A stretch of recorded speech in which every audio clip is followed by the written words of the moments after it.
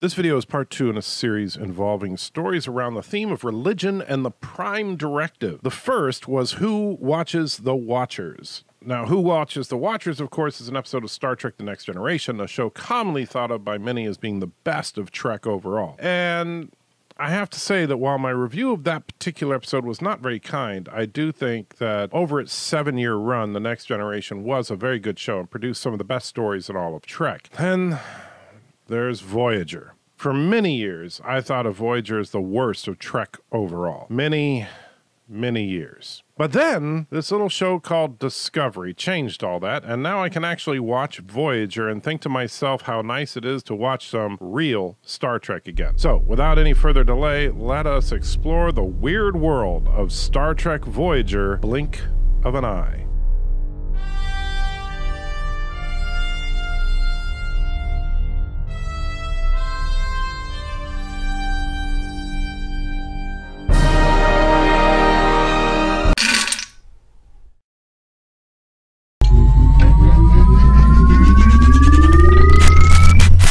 Blink of an Eye is, interestingly enough, both among the very best of Voyager from a purely storytelling perspective and among its worst for its use of science. Not just technobabble, but basic science, like math.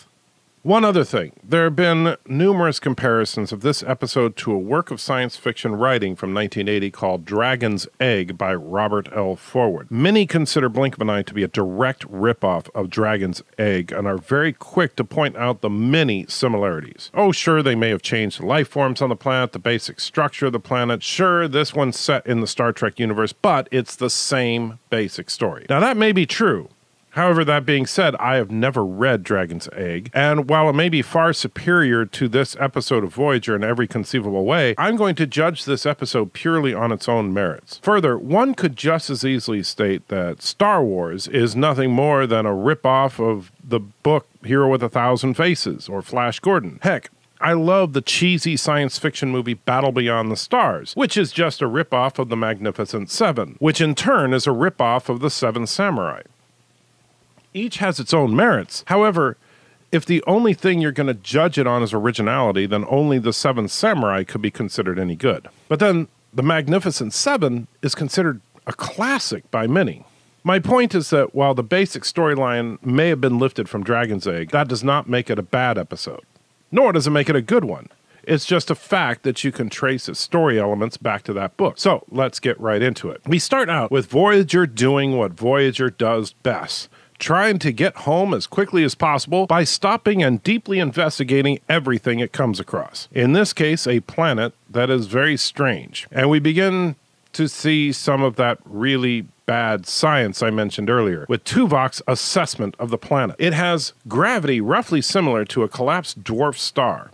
Now, keep in mind, a teaspoon of material on a dwarf star would weigh about 15 tons, which means that if a being of that kind of density were to arrive on Voyager, a ship with Earth normal gravity and atmosphere, they would die almost instantly of suffocation. It would be like you or I stepping into a vacuum. Also, if the Doctor, which he does later in this episode, beams down to the planet, well, he's a hologram, and he could in fact be just fine, but his mobile emitter would be instantly crushed under its own weight. But hey, why let a few facts get in the way of a good story, am I right? So, besides the high gravity that Tuvok points out, the planet is similar to a quasar in that it has a high rotational speed on its axis of roughly 58 rotations per minute. Now, I'm sure that the writers were probably thinking of pulsars, not quasars, which, okay, easy mistake. Considering that the gravity issue makes the whole of the story impossible, I can forgive the writer confusing two stellar phenomena. As they approach the planet, the engines just go down. And then Harry discovers that Voyager is caught in a magic gravimetric gradient. Why do I say magic? Well, gravimetric simply refers to the measurement of gravity, while gradient is an increase or decrease of the magnitude of a property being measured, in this case, gravity. So a gravimetric gradient is simply a variance in the strength of gravity. And yes, by the way, that is a real scientific term, but Harry would have been just as accurate if he said the gravity has gotten stronger as we've gotten closer to this planet. Well, this is magic because the gravimetric gradient causes their warp drive, impulse drive, and thrusters to go offline, but luckily does not affect any other system on the ship. Whew, That was close. On the surface of the planet, we see a pre-Bronze Age culture look up at the sky as an earthquake hits and a new star becomes visible. That star, of course, is Voyager. Now, how do I know this is a pre-Bronze Age culture, you may ask? Well, Bronze Age is defined by, strangely enough, wait for it, the use of bronze. In the village, we see, in this opening sequence, we see simple thatch roof huts. We see a defensive wall made of logs. We see a soldier here holding what appears to be a simple wooden spear. We see a couple of totem poles, however, no clear sign of any metalworking or written language. So based on what we see, this society appears to be living on what on our calendar would be about 3300 BC. After the natives see this new star in the sky, we get the opening credits, and the natives on the planet are discussing their simple pagan religion in which they believe the stars are gods. And since Voyager is a new star in the sky to them and the brightest star of all, plus an earthquake just happens to hit the planet at the exact same time, they decide that Voyager must be a very powerful god that is superior to all the other gods. They name it Lightbringer and Ground Shaker, which sure, makes sense. And since they were putting fire fruit on the altar of Tahal, another god, and that's when the ground shook, they figured that the fire fruit was only for the new god, and the people would be forbidden from eating the fire fruit from that point on. Meanwhile, on Voyager, their descent into the planet stopped. They figure out that there is a tachyon field that is holding them in place for reasons. Now, keep in mind that Voyager likes to use tachyon particles like magic. They can do whatever the needs of that episode happen to require. In some scientific circles, it is thought that tachyon particles move faster than light and therefore backwards in time. So it's very common in Star Trek technobabble to have any kind of time travel or time change be due to tachyons, which of course, well, could make sense in some situations, but not here. You see, they find the planet's core is made of tachyons, or as she said, The planet has a tachyon core.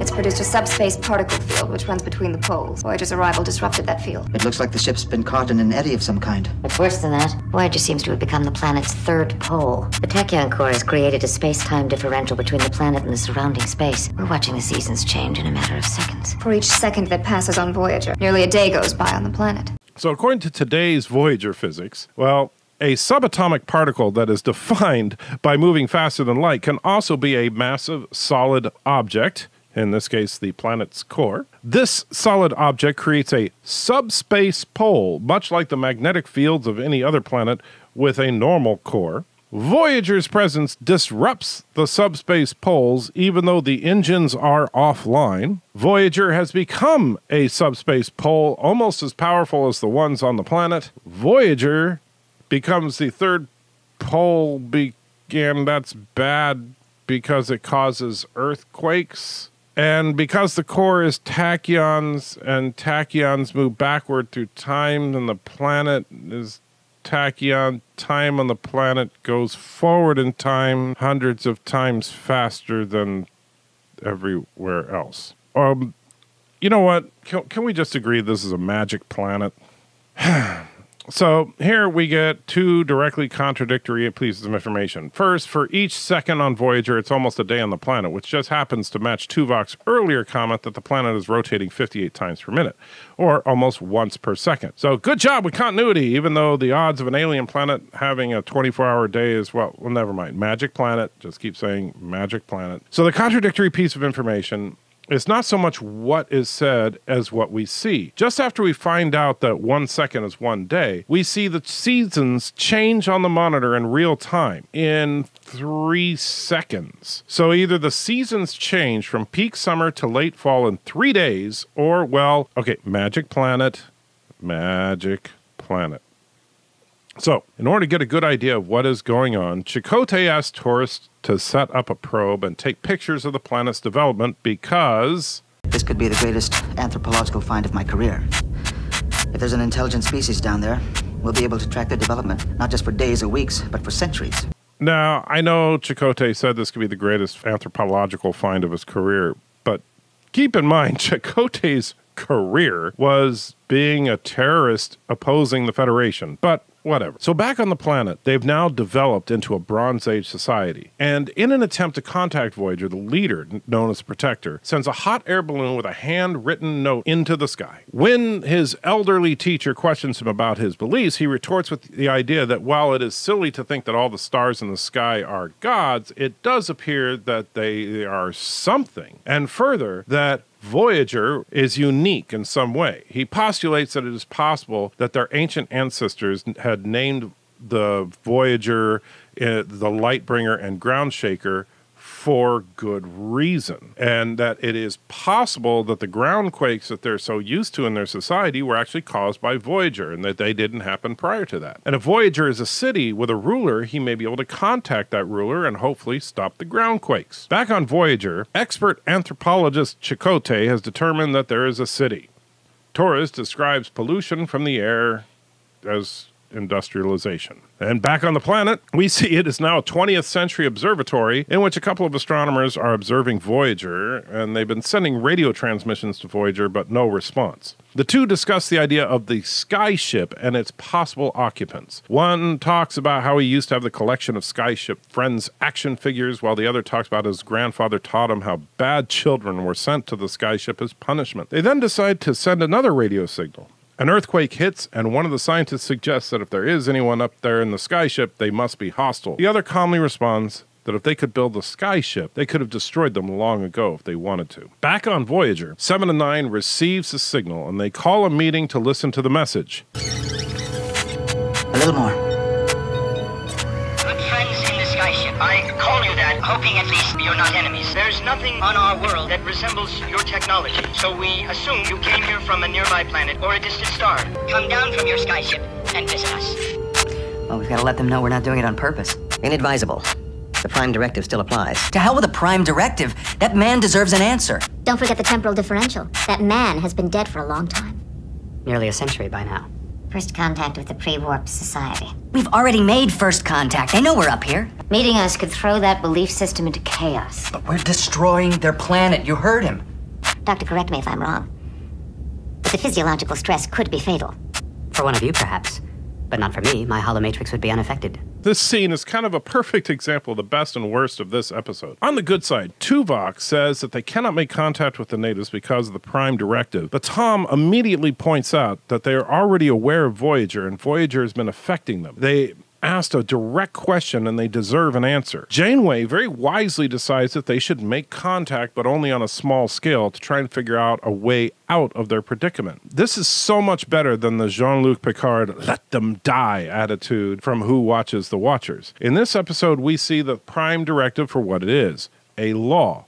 A very important law, to be sure, but just a law. In their current situation, they cannot avoid being discovered. So while they should try to minimize the impact of their presence, there need be no discussion about if the law applies. It has already been rendered null and void. Unfortunately, this is not consistent with other episodes of Voyager, where they take the Prime Directive as more of a divine commandment, a religious text, if you will, which is exactly what's wrong with Picard's let them die comment from Who Watches the Watchers. In any case, it's not a matter of right or wrong. It's a matter of appeasing the God of the Prime Directive, which takes precedence over ideas like morality. So kudos to the writing team of Joe N.C.C and Michael Taylor for their nuanced understanding of the Prime Directive.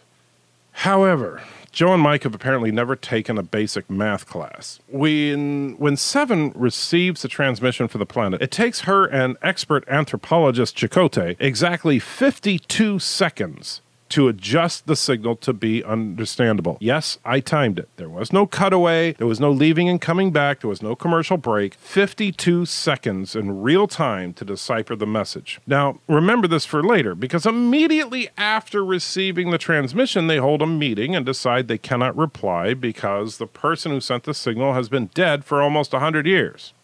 So that means that while on screen, we cut immediately from them deciphering the message to the meeting, apparently they waited about 11 hours before having the meeting in order to satisfy the idea that he's been dead 100 years.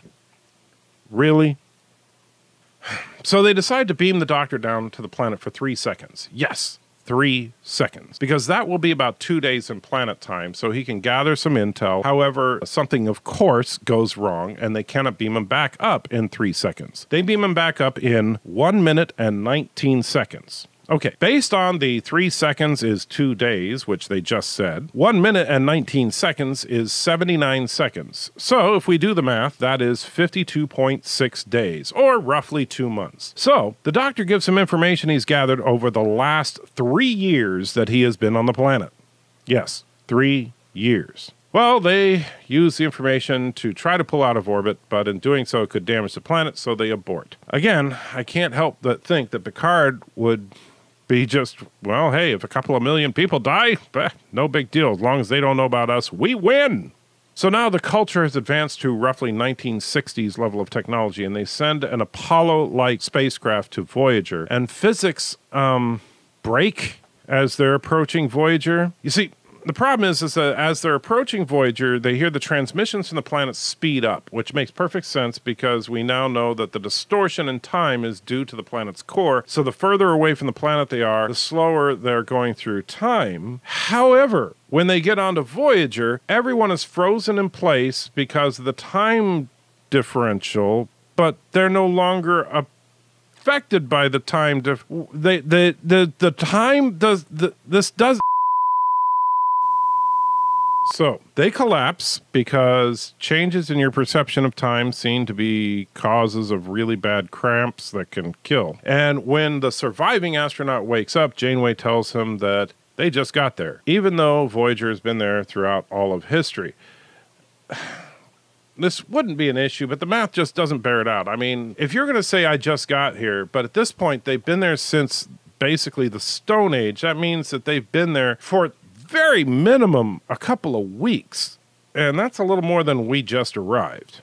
Anyway, the planet begins developing antimatter technology, and they attack Voyager. The transporters are knocked offline, so they send their astronaut guest back home in his capsule. The doctor tells him before he leaves that he had a son and that it's a long story.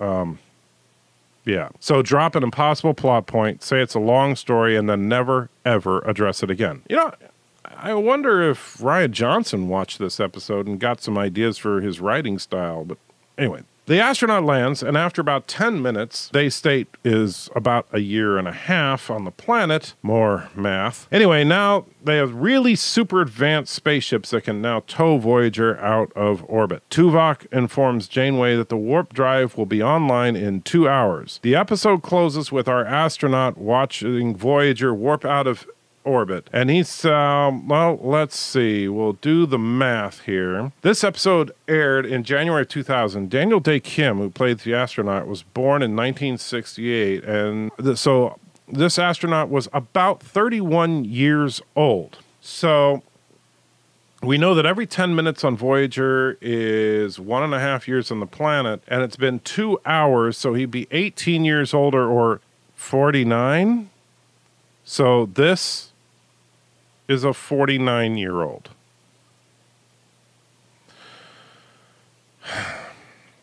Okay.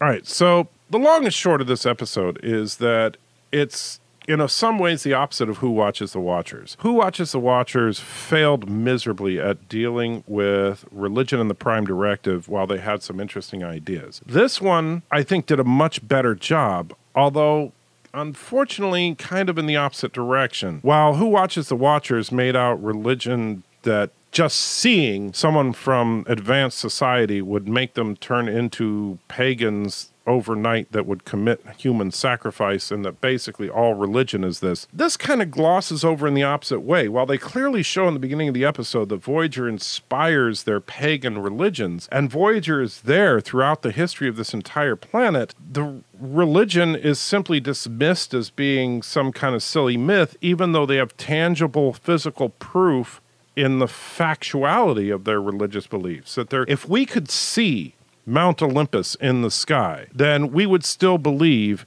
in Zeus and Apollo and all those guys. They can literally see the skyship, as they call it, and yet people are saying how it's silly superstition that there might actually be divine beings there. So I think they kind of dial it back a little too much. On the Prime Directive, though, I think that they hit it spot on in that this is clearly a situation where the Prime Directive does not apply despite Tuvok's objection. And I think that Janeway did the wise thing in trying to minimize the impact while recognizing that there was no preventing any type of impact. All in all, I am going to give Blink of an Eye a 7 out of 10. This is a really solid Voyager episode, one of the best. And I have to say that it was very refreshing to watch this after the horrifying episode that was Who Watches the Watchers. Now, I am going to continue this series, but I got a couple other things I may have to do in between now and then. But at any rate, when I get my next video out, I look forward to talking to you then, and you take care.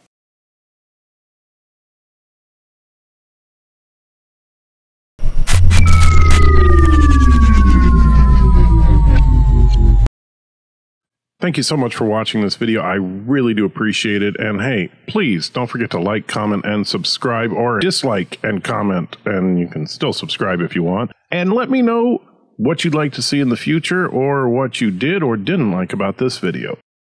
Also, if you really like what you see here, check out my Patreon page. If I can get a little bit of support there, I'll be able to focus more time and resources into making these videos higher quality and more frequently. Thanks again for watching. Take care.